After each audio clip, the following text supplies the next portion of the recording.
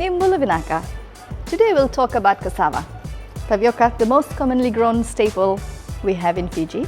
We often use it only for staple kakanandina, but today we'll show you a whole range of things we can make from tapioca. We have been talking a lot about making tapioca flour and tapioca starch. And let's just show you how in the whole process, but what products we can make easily from tapioca flour and tapioca starch. Our cassava, we know, is rich in fiber, rich in nutrients, and when we make products at home ourselves, we know that they're preservative-free, chemical-free, and we know what we are feeding our family. It's easy to peel cassava. We grate it.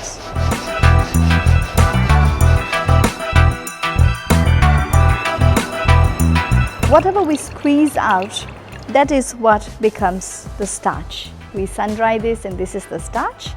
And the yada that we dry, we powder it, and that becomes the flour. But many of us buy maize flour or corn flour for our stews, for the various cooking that we do.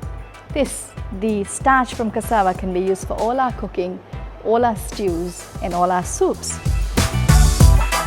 So in 2 to 3 days, our flour is ready, and Mela will show you how we can make breakfast using only 2 ingredients, healthy and very cheap options: flour and coconut milk to make pancakes.